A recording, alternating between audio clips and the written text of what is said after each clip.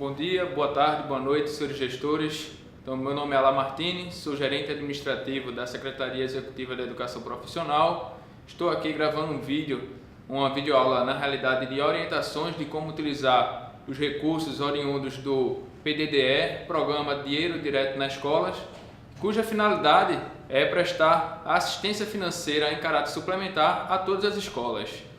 O programa engloba várias ações que objetivam a melhoria na infraestrutura pedagógica, infraestrutura física e da autogestão da escola. Então, nesse sentido, vocês, gestores, estão recebendo recursos de grande volume para poder estar investindo em áreas essenciais nas suas escolas. Conforme disposição do FNDE, Fundo Nacional de Desenvolvimento da Educação, compete à Secretaria da Educação fazer o acompanhamento, a fiscalização e as orientações relativas ao recurso oriundo do Fundo Nacional de Desenvolvimento. Então, nesse sentido, a Secretaria Executiva da Educação Profissional tomou a iniciativa de estar gravando esta videoaula para que possa aproximar o contato com os gestores na melhor utilização desse recurso, de forma que possa estar sendo utilizado da forma mais correta, tempestiva e da maneira mais vantajosa, para poder possibilitar uma melhor utilização desse recurso nas suas escolas. Vamos prosseguir aí com a apresentação, de forma que estarei abordando de uma maneira bastante simplificada, objetiva e em 5 passos como deve ser utilizado esse recurso, como deve ser adquiridos os materiais, os procedimentos administrativos, para que todos possam executar da melhor forma, como já foi falado, ok? Em relação à apresentação, nós vamos abordar basicamente em 5 passos, como está previsto no Guia de Orientação para Aquisição de Materiais e Bens e Contratação de Serviços, de forma que possamos estar abordando cada etapa da maneira mais objetiva possível. A primeira etapa que todos devem ter cuidado é justamente em relação ao levantamento e seleção das necessidades. Essa parte é de fundamental importância, com a reunião de todo o conselho, de forma que o gestor possa estar fazendo o levantamento das reais necessidades das escolas, conforme o seu plano de ação, o projeto pedagógico desenvolvido para a escola, e após definido aí os materiais que serão comprados, devem ser publicados em atas, fixados na parede dos colégios, de forma que possa estar garantindo aí, respeitando o princípio da publicidade, para que toda a comunidade escolar possa ter conhecimento do investimento que a escola vai estar fazendo. Segunda etapa diz respeito à realização de pesquisas de preço. Então, devemos tomar cuidado basicamente com 4 pontos: a ampla pesquisa, verificar o mínimo de 3 cotações, a escolha da proposta mais vantajosa e a consolidação de pesquisa de preço. No que diz respeito à ampla pesquisa, é importante no seguinte aspecto: quanto mais consegue preços no mercado, em várias lojas, em diversos comércios, há a possibilidade de uma diminuição no valor da aquisição.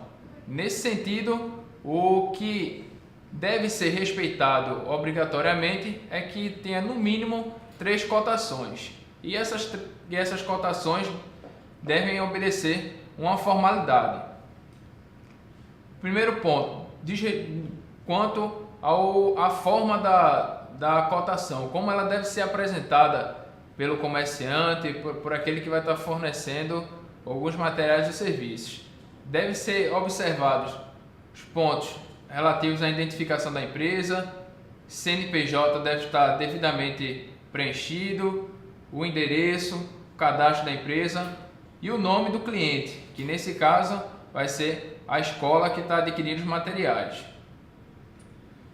Ressalto também o preenchimento relativo ao orçamento, como deve ser preenchido. Dependendo da forma de aquisição, podendo ser por item ou por lote, como deve estar previsto o orçamento. Então, a empresa o comerciante vai estar ofertando item a item, no caso da aquisição por item, ou se for mais conveniente para a escola a aquisição por lote, que a gente vai estar tratando mais na frente com maior detalhe, o orçamento deve estar descrito por lote. Esse daí é uma das primeiras preocupações. O próximo ponto diz respeito à escolha da proposta mais vantajosa. Importante verificar o seguinte: comprar pelo menor preço não significa comprar com má qualidade. Então, a proposta mais vantajosa engloba várias características. Nesse sentido, deve ser definido o padrão do material, o padrão básico, para que possa ser feita a melhor escolha para a unidade escolar. Então, por exemplo, se for comprar um mouse, que os 3 mouses que forem cotados nas possíveis empresas sejam um mouse da mesma qualidade, que ofertem a mesma garantia, e aí, trabalhando com o mesmo mouse da mesma marca, oferecendo as mesmas qualidades, você vai encontrar o menor preço dentre os 3 mouses de melhor qualidade. É apenas para exemplificar. Então não adianta querer buscar o menor preço comparando produtos de qualidades diferentes. Canetas que ressecam rapidamente. Então, se vai querer comprar caneta de boa qualidade, compara preço de 3 canetas da mesma qualidade, do material similar, que não oferece nenhum tipo de defeito futuramente. O próximo ponto diz respeito à consolidação de pesquisa de preço.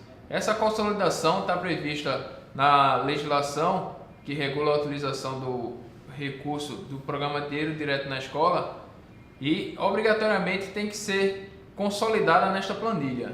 A planilha ela tem algumas informações básicas que todos os gestores devem atentar. Primeiro ponto, diz respeito à razão social. Essa razão social é justamente a razão cadastrada na UEX. Então, esse é o primeiro ponto. Em seguida, o CNPJ da UESC, não da UEX e não da escola. Seguinte, em relação ao bloco 2, consta aqui a identificação dos proponentes. Então vai estar aqui, no mínimo, os 3 cotações, que é o que deve ser ofertado, identificando a razão social das empresas. Nesse caso aqui do exemplo, tem a empresa Bel Varejo Limitada, Super Tudo Limitada, Armazém Rivetino Limitada e os respectivos CNPJs. Importante aqui, em relação ao bloco 3, é a fase que vai estar relacionada às propostas. Então, os itens que estão exemplificados aqui era de interesse dessa UESC aqui, caixa escolar em raio de luz. Então, na sequência, temos aqui os preços ofertados por cada fornecedor. Então, por exemplo, resma de papel A4. Ele foi ofertado pelo fornecedor A por R$ 120, pelo fornecedor B por 150, pelo fornecedor C a R$ 90. No final aqui a gente consegue identificar quem ofertou o menor preço para cada item e temos a composição por fornecedor do total dos materiais. No bloco 4 nós temos aqui a apuração das propostas, identificando qual fornecedor ganhou cada item. Nesse caso aqui, o proponente A ganhou o item 4, o proponente B ganhou o item 2 e o proponente C ganhou o item 1 e 3. Este cuidado aí deve ter em especial na hora do preenchimento dessa planilha, para que possa estar justificando de forma correta quem de fato ganhou pelo menor preço. Por final, aqui o bloco 5, na área de autenticação, deve estar especificando o local e data da aquisição, o nome do dirigente e o representante legal da UEX e a sua assinatura. O próximo passo diz respeito à escolha da melhor proposta. Então, o próprio manual prevê critérios para a seleção da proposta mais vantajosa. Ele elenca 4 critérios que devem ser observados de forma bem objetiva. Então, o primeiro critério é justamente o menor preço obtido por item ou lote cotado. O segundo critério é o menor preço global e, nesse caso, deve ser devidamente justificado. O terceiro critério é a melhor qualidade do produto ou serviço. E o quarto critério é prazos e condições de entrega de produtos ou execução de serviço satisfatório. O primeiro critério, ele já é de amplo conhecimento de vocês, já que realizam cotação com outros recursos de outras finalidades. Então, basicamente, dentre os itens necessários, observar qual oferece o menor preço e ser definido o ganhador. O menor preço global, ele diz respeito a relacionado justamente à aquisição por lote. Quando for inviável a aquisição por item, quando ficar impossível de estar fazendo essa aquisição de item a item, é que verificamos a possibilidade de adquirir e fazer a cotação pelo preço global. Mas nesse caso específico, há necessidade de justificar essa cotação por preço global. Daí, temos 5 critérios básicos para poder justificar a aquisição por preço global. O primeiro, for impossível devido à natureza indivisível do objeto. Segundo, não compensar financeiramente. O terceiro, não trouxer prejuízo para o conjunto. O quarto, ocasionar desinteresse de proponentes em participarem da cotação. E por fim, comprometer a eficiência da pesquisa e o tempestivo atendimento das necessidades prioritárias da escola. O quarto ponto diz respeito justamente a aquisições e as contratações, como ela deve ser feita, quais procedimentos devem ser observados. O primeiro procedimento que deve ser observado, e o mais básico, diz respeito justamente às documentações. Nelas aí podemos dividir em 2 grupos, as aquisições ou contratações realizadas por pessoa jurídica, em pessoas jurídicas, e contratações realizadas em pessoas físicas. Quanto às contratações ou aquisições realizadas por pessoas jurídicas, devemos observar 3 documentos básicos. Deve ser juntado ou a nota fiscal, ou o cupom fiscal, ou a fatura. Isso daí já é a documentação de praxe, que é juntada em toda e qualquer utilização de recurso público. Quanto for em relação à pessoa física, deve ser juntado o recibo. E nesse caso, devemos atentar para o seguinte ponto. No recibo deve estar especificado o serviço, o nome de quem está ofertando o serviço, o CPF, o RG, o endereço, o telefone e a assinatura do prestador. Então, todos esses dados aí são essenciais para que o recibo possa ser de fato válido e não possa ter nenhum tipo de problema numa futura prestação de contas. Algumas informações são relevantes também no aspecto da documentação. Primeiro ponto, diz respeito à forma de identificação da escola na nota fiscal. Deve ser respeitada a legislação em relação à sigla de identificação da escola. Então, conforme exemplo, deve ser identificado o FNDE/PDDE/PDE e a identificação da escola. Nesse caso aqui, como exemplo, Escola de Referência Ensino Médio Silva Jardim. E da mesma forma para cada escola. Deve constar também na nota fiscal o ateste do recebimento do material ou bem fornecido. Então, esse ateste pode ser feito por um carimbo, conforme o modelo abaixo, ou mesmo manuscrito. Não há regra, não há imposição em relação à forma como vai estar realizando esse ateste, desde que coloque que o material está sendo recebido e a data do recebimento deste material. O registro de quitação também deve constar nas documentações. Então, deve ter na documentação comprovando o recebido do fornecedor, ou pago ou quitado, de forma que possa concluir e de fato ter a ideia de que o serviço, que o valor foi recebido pelo fornecedor e que não há nenhuma obrigação futura. O último ponto, relativo a aquisições e contratações, diz respeito à forma de pagamento. A novidade em relação a 2013 é que a forma de pagamento das despesas deve ser realizada através do cartão PDDE. Então, o cheque nominal ele só vai ser utilizado excepcionalmente enquanto o gestor não receber o cartão.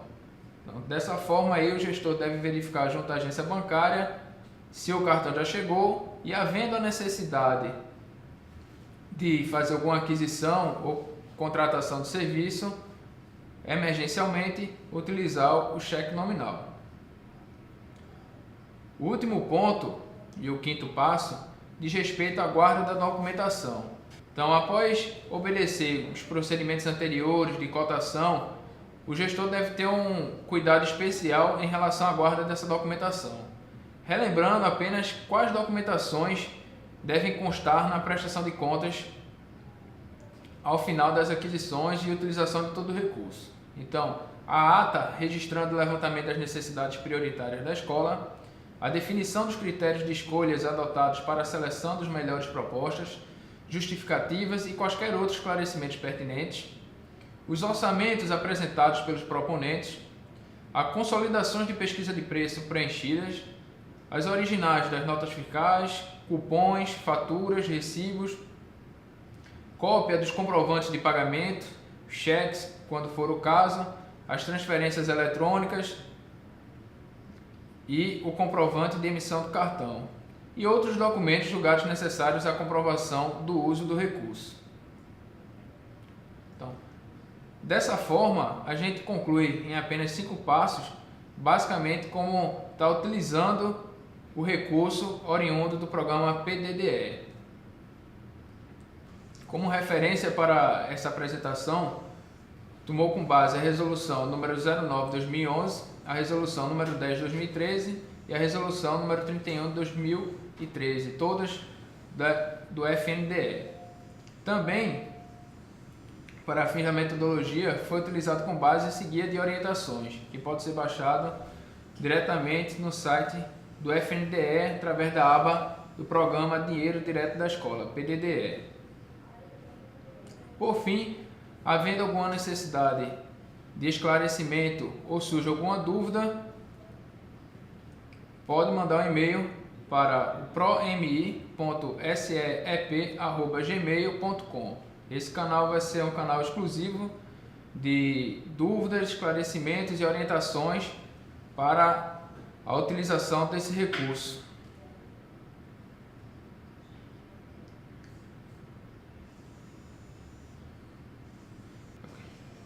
Desta forma, espero ter esclarecido os principais pontos relativos à utilização do recurso, a melhor forma de estar utilizando-os, e estamos à disposição para poder maior esclarecimento. Ok.